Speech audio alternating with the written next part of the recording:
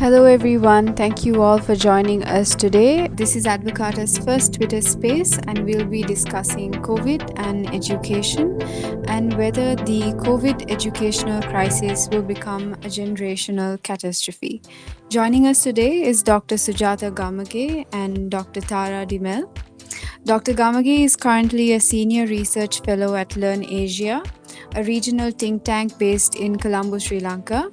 And Dr. Gamage specializes in planning, evaluation, and capacity building in education, ICT in education, research and research networks, and public sector performance using data analytics, institutional research, scoping studies, systematic reviews, statistical methods, and simulations. Dr. Dimel is a medical doctor who was a senior lecturer in physiology at the Faculty of Medicine, University of Colombo. After serving as director of Sri Lanka Foundation Institute, she was appointed advisor to the president on social infrastructure with the primary responsibilities of education and health sector reforms. She served as the vice chairperson in policy in the National Education Commission and as the secretary for the Ministry of Education and Higher Education. Thank you for joining us today, Dr. Gamage and Dr. Dimel. To start off our discussion, will you be able to give us a little bit of context as to the current situation with COVID and its impact on education? Please go ahead, Dr. Gamage. Thank you. Thank you, Sumya. And to start, to give a context, let's start from where we were before the COVID hit, that is before March 22nd. We had, in terms of primary education, we had almost 100% attendance. If you take junior secondary, that is up to year 11, you could say it's about 85%, because from grade 6 to until about the students sit for the O-levels, there's a gradual dropouts rate, and then about 85% of the original cohort sit for the O-levels. So let's say 85% attendance. So school attendance rate is, what's the measure of access we use. The quality of education is a different thing. But this is the situation before COVID. And then COVID hit and schools were closed, and then they were opened briefly, they were closed on and off. In November 2020, we did a survey because there was no data.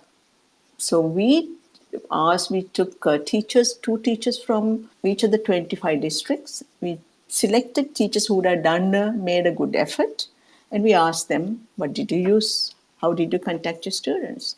Almost all of them, because these are, teachers who would have made a good effort. They said they tried, they have smartphones to reach the students, and almost all of them use WhatsApp. And then we asked how many in your class and how many you were able to reach. That's the problem. On an average, they were able to reach only 45% of their students. So now, so that is the number that we should, really be looking at. When it's distance education, it's not attendance anymore. We need to find a new number. So what is this new number? What is the difference? When you go to school and when you stay at home, what's the difference? When you go to school, you interact with other children and you interact with the teacher. When you stay at home, you don't have that. So I think we really need to be looking at not attendance at this stage, we have to look at the engagement. Because at school also, the school attendance is actually an engagement exercise. It's about engaging with your teacher and with others. So if you take student engagement, it's less than 50%. So that is a serious matter, because that is a number. We have to name it. We have to call it, okay, what is the engagement and how much is it? The problem is we are not paying attention to that. We are just taking whoever is, you can take on this online bandwagon and you run with it. That's what's happening. All these children are under the radar.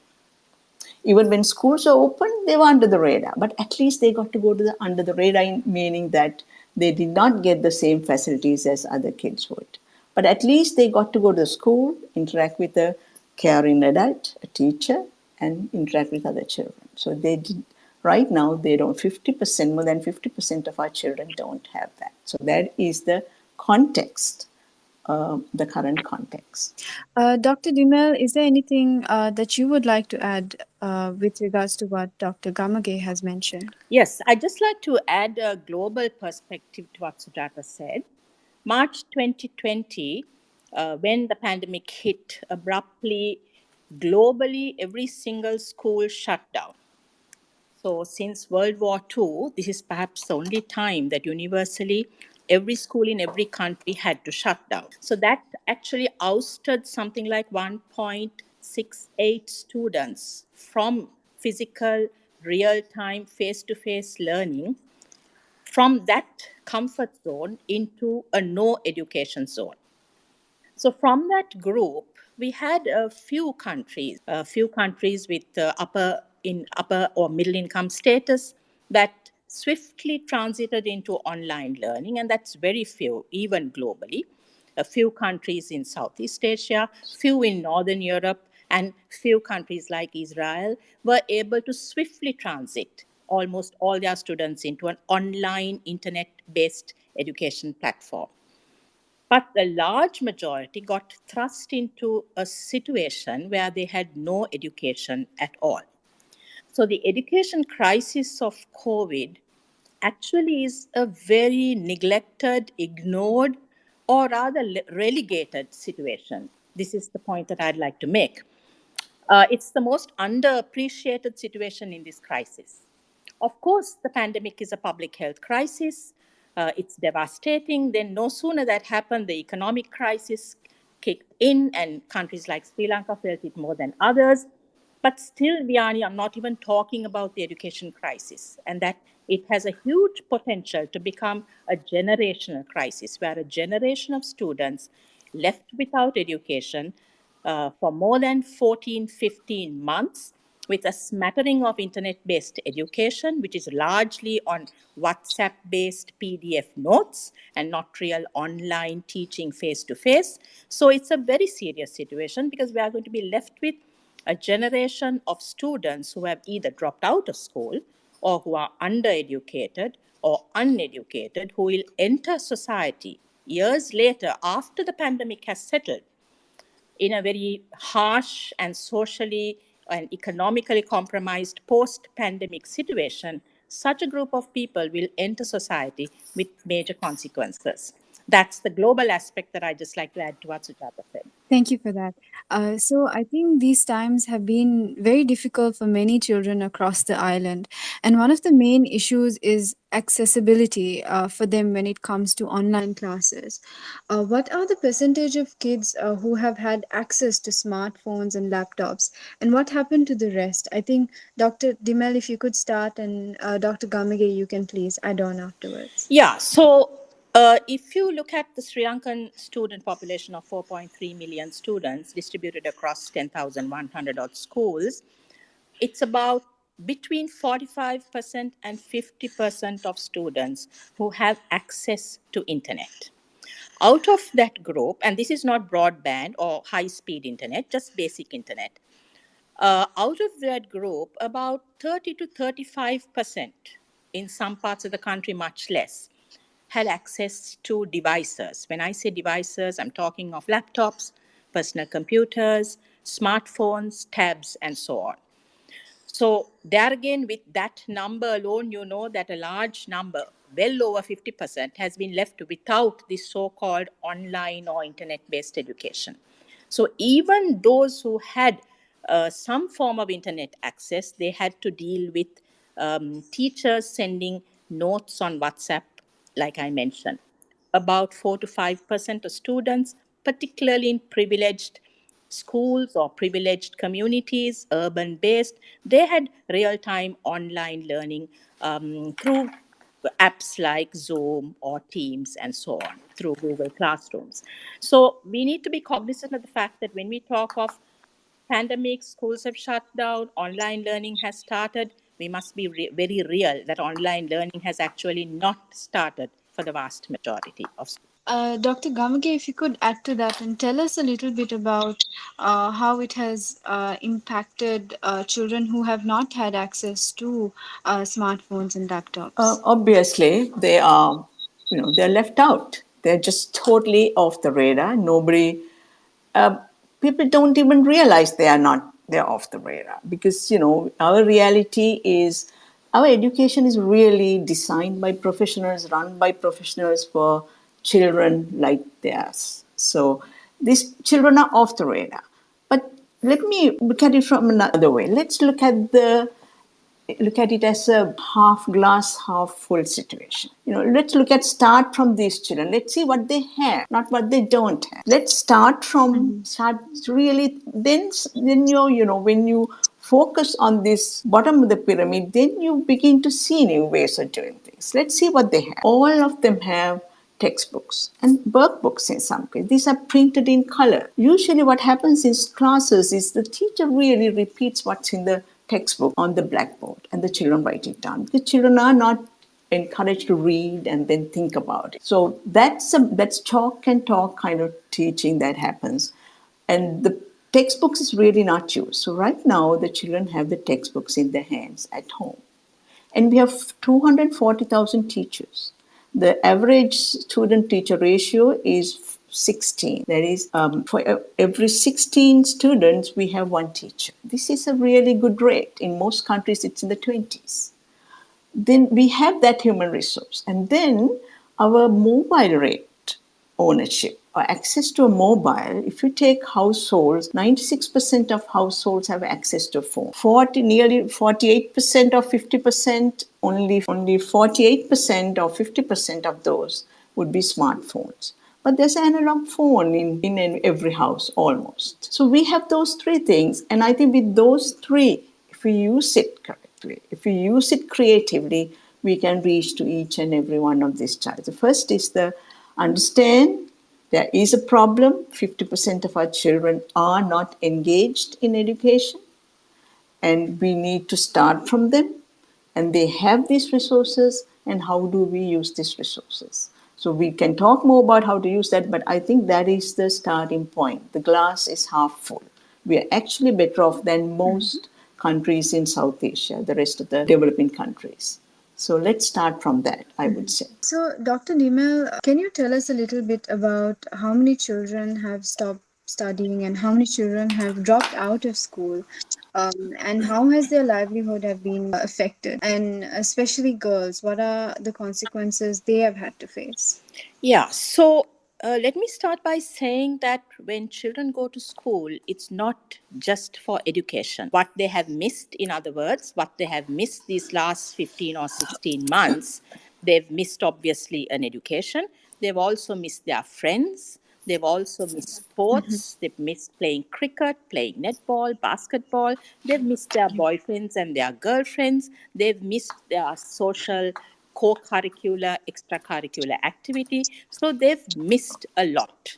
So that's seriously, it's a serious impact on their social emotional learning, their mental health situations, their anxiety states, and most of these children who are virtually trapped at home, and they have been trapped for the last 15, 16 months. They may have faced abusive homes where parental conflicts are very predominant. In some of the poorer parts of Sri Lanka, the midday meal they used to get in the school, they have missed. So there would be nutritional problems. So there are multiple aspects that we need to take into consideration. You mentioned girls. It's not so prevalent in Sri Lanka, except in few pockets in some provinces only, where when the young girls miss out on school for long periods, they are very often encouraged to consider marriage, particularly teenage girls. It's not very prevalent in Sri Lanka, like I mentioned, but it is extremely prevalent in other parts of South Asia, as you probably know. So children get coerced into labor to join their families' livelihoods, like farming or as fishermen, or sometimes, like I mentioned, into early marriages. So those are very serious issues. We don't have data, we don't have numbers about how many have actually done that, but the dropout rate is apparently high. some people are currently doing some studies on that. So hopefully in the months to come, we will know whether we have a much higher dropout rate in the teenage adolescent years than what it used to be pre-COVID. At the moment, I don't have actual data to give you. So, Dr. Dimel, you mentioned mental health and physical health, and I think online classes has affected both mental and physical health of children. How would you say that it has affected, firstly, their mental health? Firstly, if I talk about students who haven't gone to, who are not in online learning, students who are actually at home, but they know that exams are scheduled, they don't have access to proper education. So the anxieties of having to face an exam someday and the anxieties of not being able to cope with the higher grade that they are going into, those are serious issues for a student, and it's definitely going to affect the mental health status of a student. That's number one. Just take the group, even a small group that is actually exposed to the internet and they are having online lessons. They are exposed to the internet. You know what internet can be for teenagers, for adolescents, you know, the internet predators, child pornography. There are so many sinister temptations which can lure young students who are locked in a room with a computer and internet for long hours. So that's very serious. And there is another thing that this has come out in some studies done in Canada and the US. Have students, some students have actually, they are able to self oust them from online learning with the press of a button because they are in control, and if they are not wanting to continue with a lesson, they can just click themselves off. So those are real practical situations. But let me reiterate that our problem of online learning and the attendant issues are just confined to about 5% of the student population. The other issues are much greater because 50% of students are without that, like we mentioned. Dr. Gamage, is there anything that you would like to add on what Dr. Dimel has stated so far? So, Dr. Dimel was telling us a little bit about the mental health effects that children have had on online classes. So, if you could tell us a little bit about that, as well as how it has impacted their physical health, especially the fact that they've had to spend long hours sitting in front of a computer. So, if you could tell us a little bit on that. Yes, obviously, in some ways, it's all too obvious, when we can't, sit in front of a computer and pay that much attention for that long. So, can you imagine what children would go through?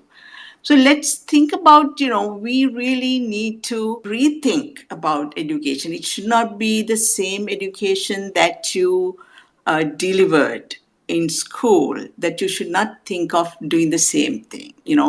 We need people at the higher level, policy making level, they have to think about this. This is now a different situation, this home based learning. How do we adapt to that? So I think let me talk about some solutions.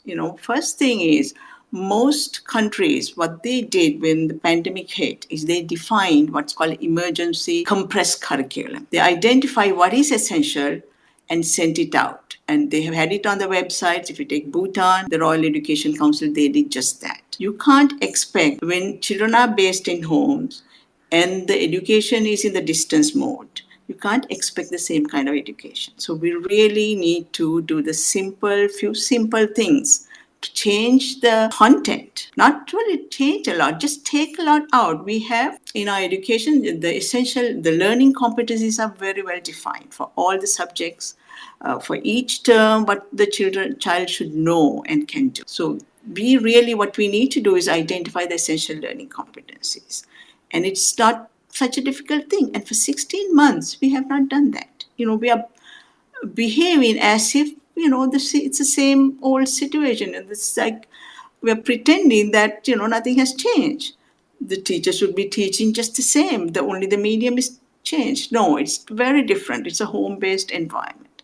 So first thing is to reduce the content. We can easily do that, and we have asked the ministry, we've informed them, given them suggestions, and they have actually told us they are actually working on it. So hopefully, very soon, from the center, we will hear that there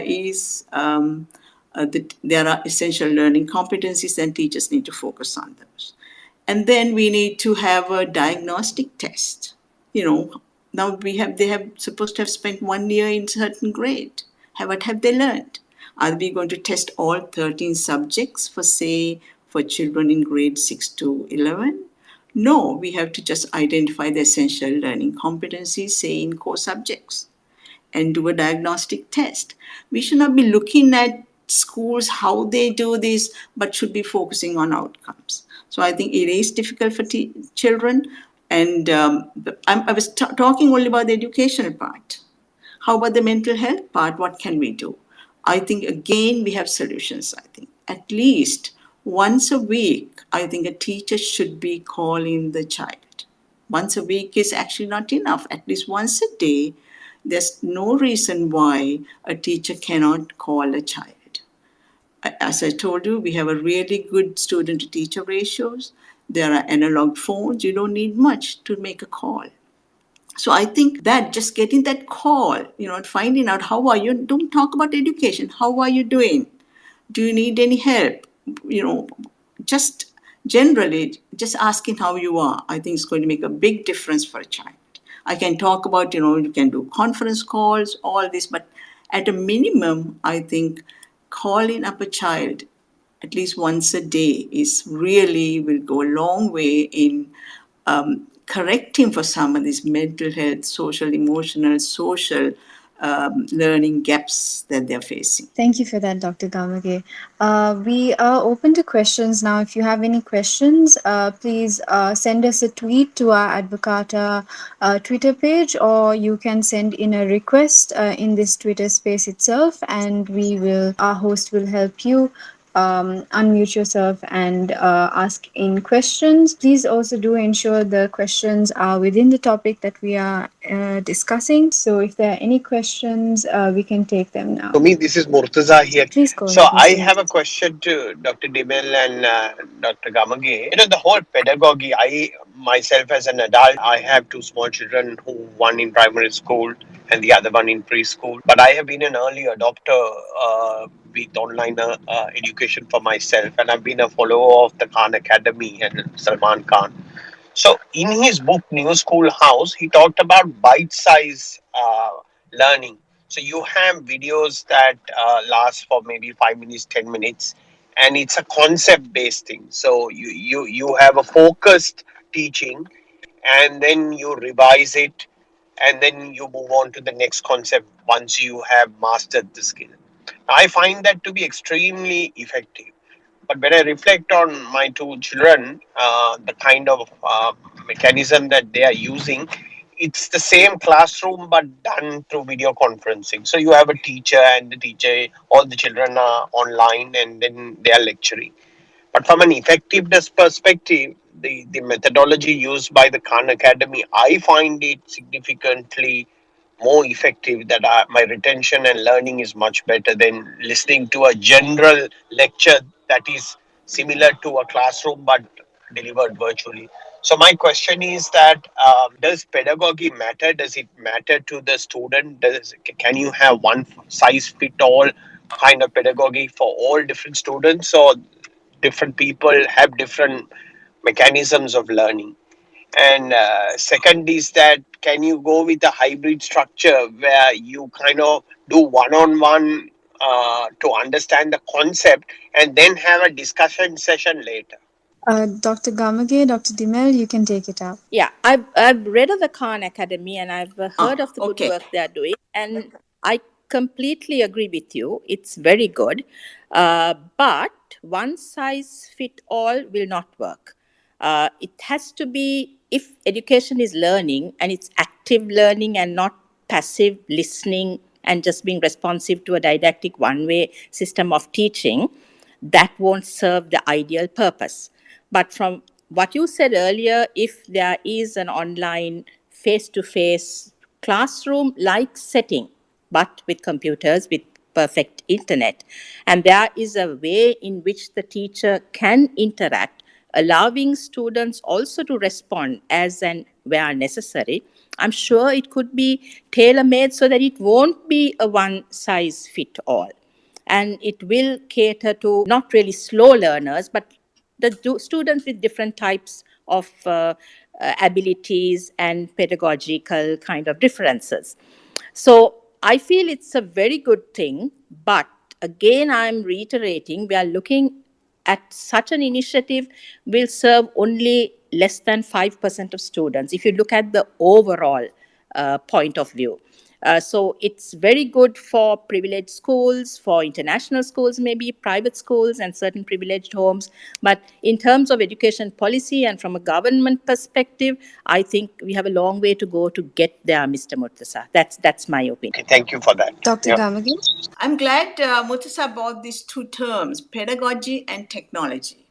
I think we've spent too much time on technology, thinking about how to get children online, how to deliver while they were in school, how to deliver that. We had to think of a different pedagogy, and actually, the blended learning, in some ways, I would think it's actually, if you think about the bottom of the pyramid and how we serve them, the blended learning makes sense. Okay, so you can't have face to face, not face to face, real time classroom experience. Then what do we do? Just imagine you have a video on a flash drive. In fact, actually, we are trying this out in some schools. We have some English lessons which are on flash drives. And the child, when the school is in session, So I think just until we get Dr. Gamage back, I'd just quickly like to ask you regarding the press release on the educational forum.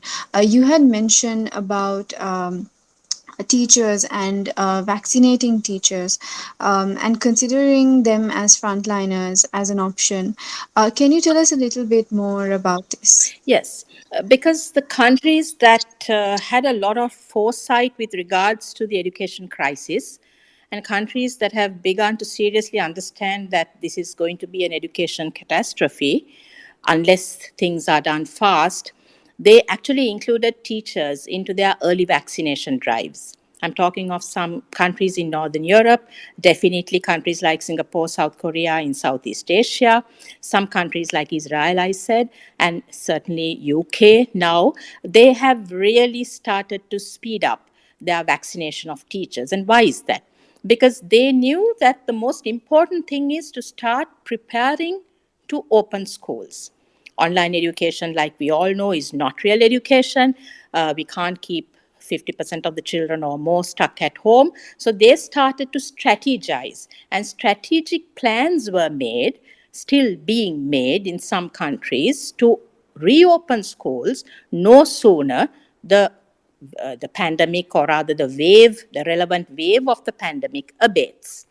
Now, let me just give you one example of UK. Singapore did the same thing several months ago, but UK, they declared in December 2020 that they were going to open schools in 3 months, by which time they had already started the vaccination drive, and they were going to prioritize teachers in a month or two. So teacher vaccinations necessarily had to precede in school real time physical learning. So schools couldn't open until the teachers were vaccinated with the second dose as well. That's very important to listen to. So the next point is that when teachers are vaccinated, the question would arise about the students, because it's just one person with a 30-member classroom.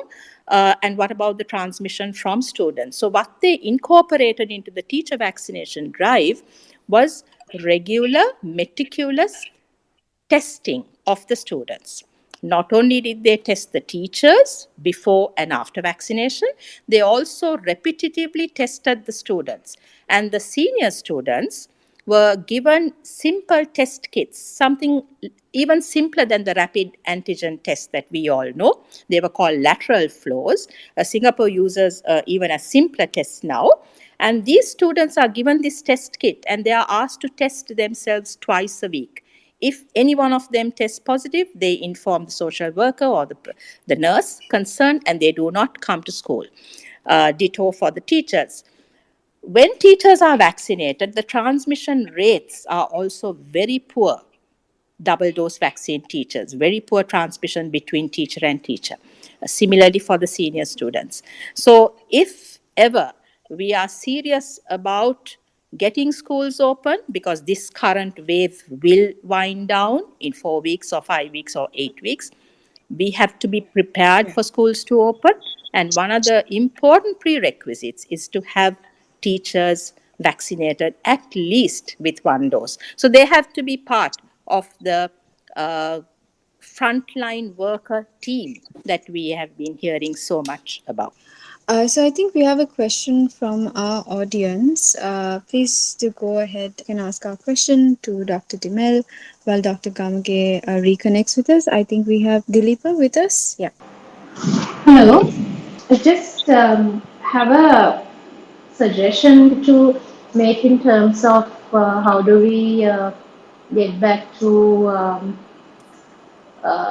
real learning in the sense of we have schools which are highly populated on one hand. So is there a way that we could um, consider resourcing differently in a way that the local school and the local area, there is some mechanism, some support network, so that children of the local area get supported by the school and the network in that local area as an interim measure. Why could we not consider something like that? I mean, could we not have a situation where children from all parts of the country has to travel across cities to get to a central point with large numbers of students? Why can't we redistribute in an interim arrangement in that manner, using the local area, confining the students and teachers into the local areas and redistributing the resources in that manner?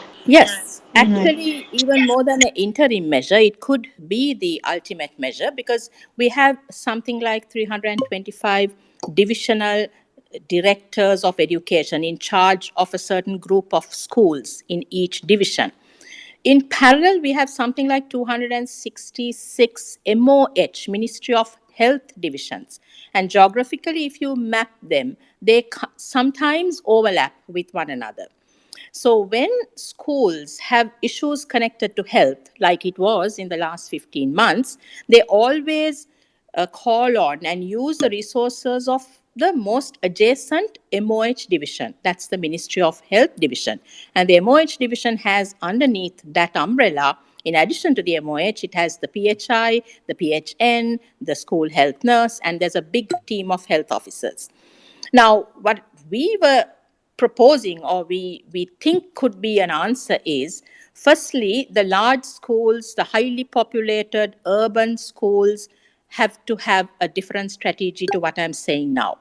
But these smaller schools that are generally managed by the divisional education director and the zonal education director, with the MOH divisions, can independently decide how and when they are going to open schools. I'm not saying immediately, but once this current wave abates.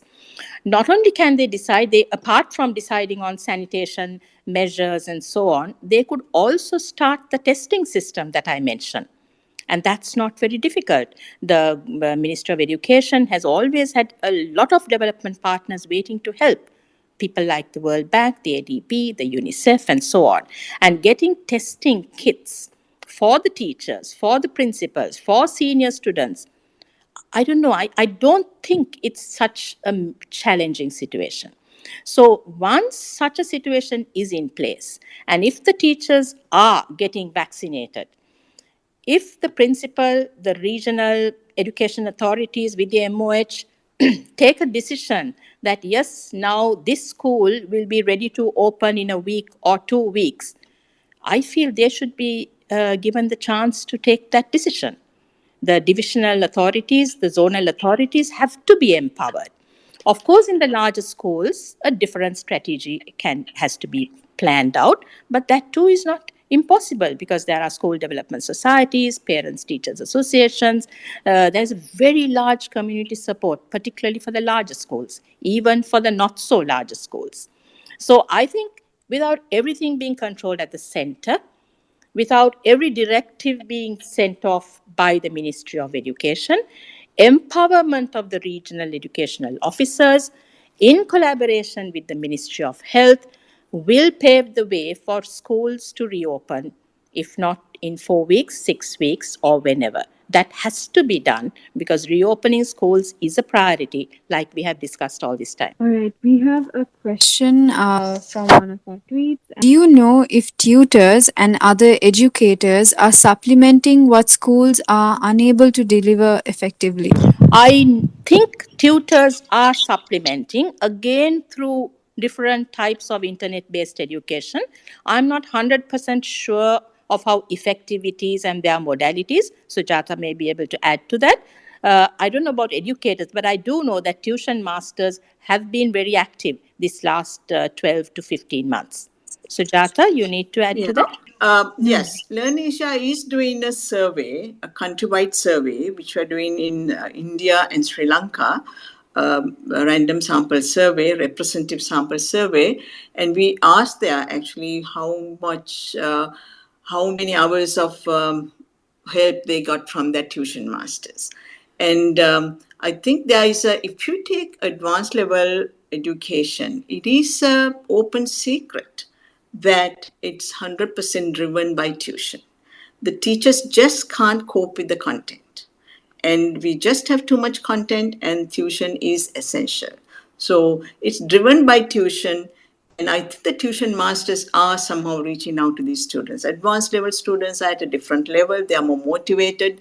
They will somehow find the internet connection and get their help they need from tutors. So I think for advanced level students, it must be very, very high.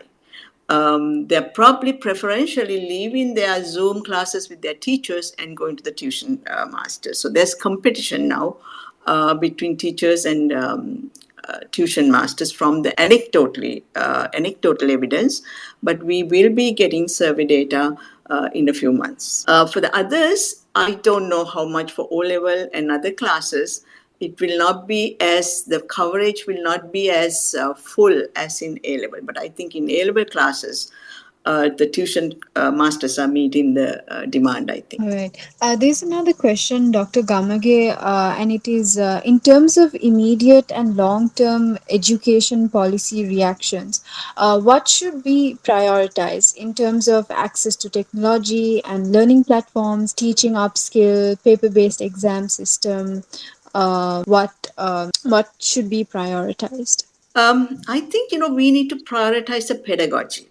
Technology will follow. The pedagogy determines the technology. And the priority, I think, is to reduce content, to reduce exams, so that if the schools are closed at short notice, you are able to deliver and you are able to educate the child without, you need to always now think of distance more than class based as something that's going to be interchangeable. So I think the pedagogy has to change, the curricula has to change. By change, I don't mean a lot of, people at National Institute of Education sitting down and writing new curricula. Just take stuff out. That's essentially what they have to do. Take the exams out, take stuff out, and let teachers identify the core subjects and let teachers do what we call integrated teaching, integrate across subjects, integrate within subjects, and change the assessment so that we actually use tests only for core subjects, where a sort of you have to build a base of knowledge and build on that. Otherwise, you can't move forward. But for most other subjects, I think it has to be project based, and the children should be judged by their portfolios, not by exams. For example, citizenship, health and sports. Those things you should not be tested. As things are, the teachers spend so much time teaching the theory of sports. How do you hand a baton to a child in a relay race? How do you hand the baton? They take about 2 pages to describe that. So many pictures. And by the time the teacher finishes the description and the students have taken the notes, there's no time to go out and do a real relay. Just hand the baton to another child and see how it works. So I think we really have to focus less on the technology and more on pedagogy. Technology, we found out that actually students and teachers very pretty quickly very quickly they caught up with the technology. So I think the focus should be on pedagogy. So I think we have another question from Learn with Comics. Go ahead and ask your question. My name is Abhishek. I work for a social impact startup from India called Learn with Comics. So, what we do basically is we create comics out of school lessons. So, I was listening to what Dr. Dimel and what Dr. Madam Gamage said. I mean, those were absolutely fantastic points. Engagement versus attendance. That is very, very important. Like in India, or like in Sri Lanka, in India also, there are a lot of government schools, a lot. And what we have done is like places like WhatsApp, Facebook have played a vital role in taking it to rural India education, where teachers have immediately adapted over the last 3-4 months. So what we did, I think one Mr. Murtaza was saying, so what we tried was trying to make bite-sized learning, right? For example, if you want to teach something like force or motion, we tried making small 1 minute content, which is completely language agnostic. Anybody can see a content and understand, see a video and understand what's going on, even if there's no language to it. So we tried putting it out on Facebook because what we have realized, we tried a sample with around 1,000 students in India. This larger scheme of things, 1,000 is a very, very small number in India.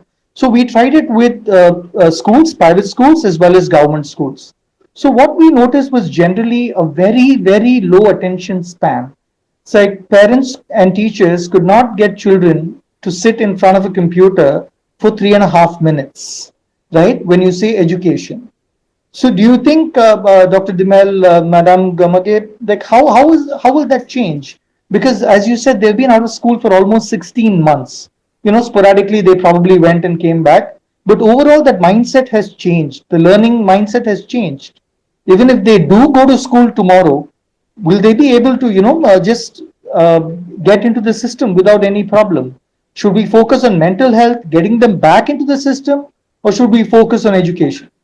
Because it's very, very confusing for parents in this entire scheme of things. Dr. Gamage, I think Yes. you can start and then Dr. Dimel can follow. Okay, yes. When they come back to school, let's say this third wave subsides and we get them back to school. As I said, we need to focus on essential learning competencies. Just test their basic math and their basic language and do remedial classes for those. I think that should be a priority. And their mental health, of course, I mean, just coming back and interacting with children is going to make a big difference. So I think even about the using comics for learning. I mean, all those are fine. But as I said, if sports is a subject that is tested, then sports is not going to happen. The one teacher just told me he does not do any sports outside because once he finished the notes, which they need for their test, which takes place every quarter, every term, for sports, there's a written test. So unless we change the assessments and not the curricula, the assessments, all these nice tools are not going to work, or the technology. So I think we need to start with the assessments, really reducing the exams.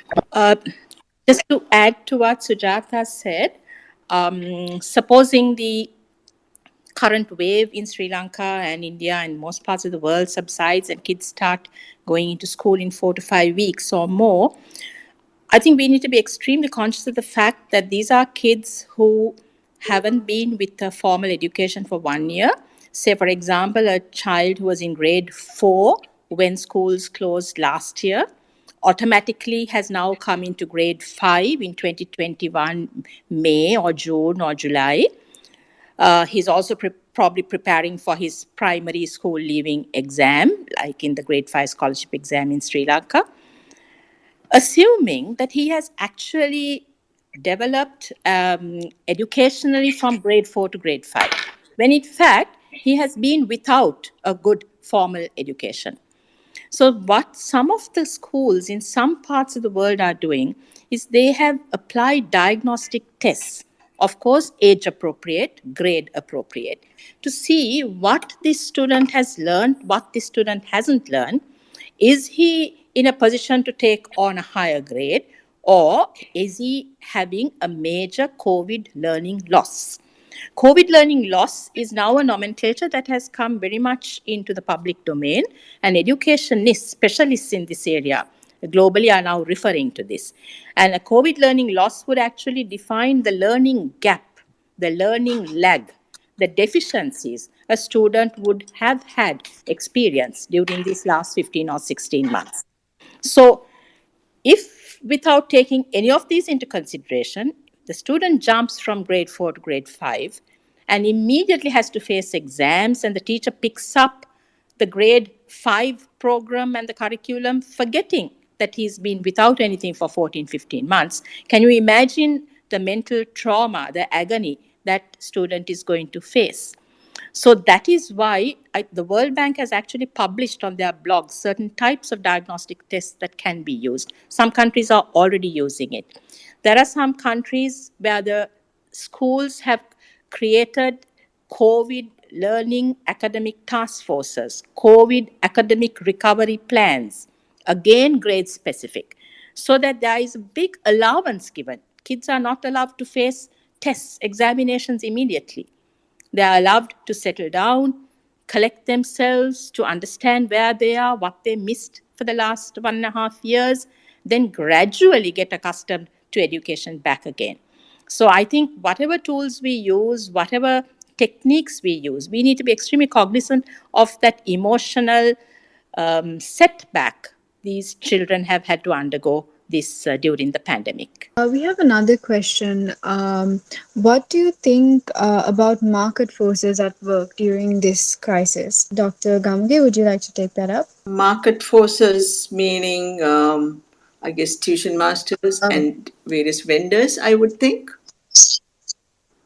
Yes, the question was about the market system and has it worked well, is what was asked. Yes. Market system for education.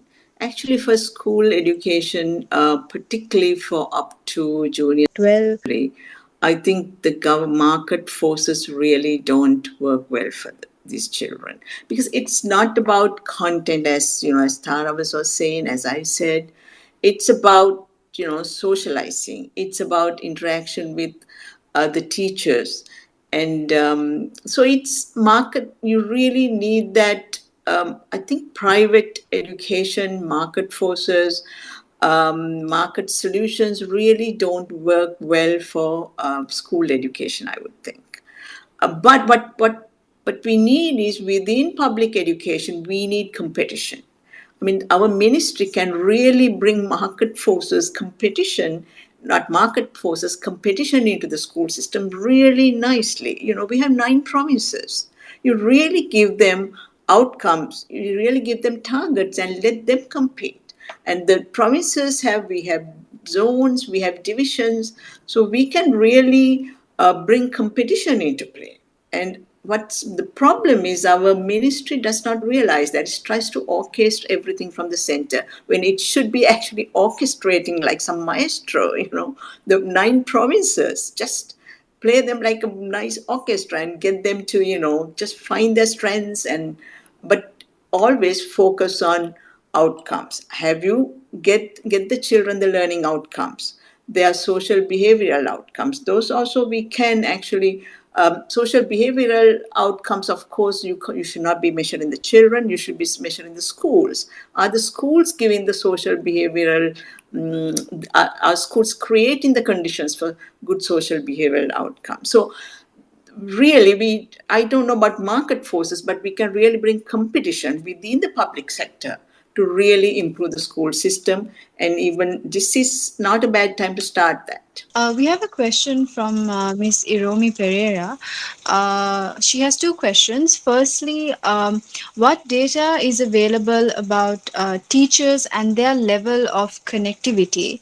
And the second, what support do teachers and students from government schools have in terms of data or devices that would enable them to teach or follow the condensed curriculums that is being followed at the moment? Dr. Dimel, I think you can start and Dr. Gamake can add after. In terms of numbers, how many teachers out of the population of 250,000 are connected to internet facilities or what kind of device penetration is there. I don't have the numbers. Perhaps Sujata has. But what came out in this pandemic period was that teachers started to send out, like we mentioned, WhatsApp, using WhatsApp, PDF notes, bulk notes. And also they connected on Facebook to a large degree from what we know. So a substantial number of teachers, I cannot give you an exact percentage, obviously, had some kind of device accessibility and internet accessibility as well. But I'm going to allow Sujata to expand on that. But before I leave, I just want to say that we must understand that teachers, well, globally, teachers are not the best paid of public servants. Actually, they have a very small amount of allowances on top of their salary. Now, given that situation, with all the handicaps teachers have to undergo, we are now expecting them to use their own telephones, use their own data, use their own bills to pay for all these connections that we are expecting them to establish with students. They are the most stressed in this pandemic period, much more than students, I would think, because the principal and the ministry and the zonal officers expect the teacher to deliver whatever form of education the teacher can. And the teacher has to make do with maybe the small phone he has or the little bit of data he's collecting money and reloading his data cards with. So I personally feel the teachers have been poorly treated. All of them, most of them rather, are extremely dedicated and they try their level best to make up for this learning losses during the pandemic period. But in terms of how they are compensated, I really don't know. And we also know that they are not considered frontline workers and that they have not been even prioritized in the vaccination campaign. I think we always like to think about giving devices to children. You know, we had this one laptop per child, and I think it's OLPC was the acronym. I remember saying, writing a column about then, it should be OLPT first, one laptop per teacher. I mean, it's teachers don't make such cute pictures, you know. The children make cute pictures. You like to give out laptops to them, but the priority should be teachers. Give a teacher laptop. Give them the best software. Give them the overhead projectors, the PowerPoint. That's where the technology should be. And I think we really need to bring the technology back to the teacher, because if the teacher has the technology, then she's the one who will be actually communicating the content to the children. So, and also children are not going to have a device in their hand in the classroom. That is a really flawed idea that, you know, in Finland, they don't use devices in the classroom. It's all used outside the classroom at home. So I think it's a very good question. Yes, we should focus on technology for teachers, and we need to change some of this terminology, like OLPC should be changed to OLPT. Tabs for teachers first, I would say. I think this is, we got our priorities wrong. All right. I think we have one last question before we wrap up, and that is by Shalini. Isn't this the chance for disruptive innovation, given that our system has serious issues due to the volume of curriculum and assessment formats? There has been a mention of pedagogy. Is there scope for considering IB, Reggio Emilio, and Finnish models which encourage project? Dr. Gamage, would you like to start? Yeah, absolutely. That's a very good question to, I think, to end this session. Yes, this is, I think, indeed an opportunity for disruption. And disruption, I think, again, beginning with the bottom of the pyramid, because this 50%, mind you, even when schools are in session, they are under the radar. Exams are designed for, you know, people who want to take more exams and, you know, go on to take more and more exams. So this is a really good time to focus on this 50% who are at the bottom of the pyramid, and the curriculum changes that are targeted for 2023. This is a good time to bring them about.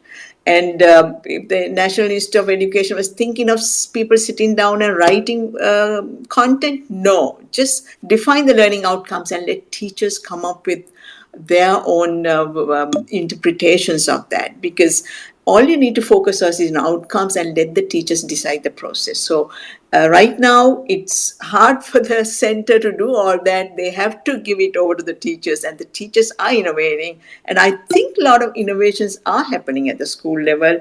In the rural areas, the zonal directors, they are doing all kinds of creative things. So I think when schools start, we are going to see more empowered, invigorated, peripheral authorities. So I think this is indeed time for disruptive innovation.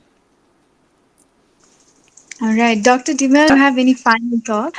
Except to say that I totally endorse that suggestion, and also what Sujata said.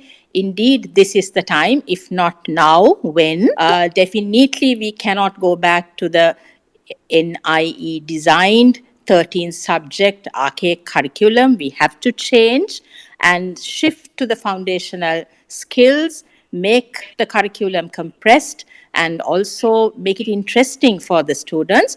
Most importantly, for the ministry to take the decision to empower the schools, empower the teachers and the educators in the periphery, and not just do a top down approach, but allow them to be creative and innovate, because they do an excellent job when allowed to do so. Thank you. So I think that brings us to the end of our discussion. Thank you very much, Dr. Dimel and Dr. Gamage, and to all our participants and listeners here today. And if you have any more questions, please drop in a tweet and tag Advocata and Dr. Sujata Gamage, and we will try to get your questions answered. Thank you all very much. Have a great day. Thank you. Thank you.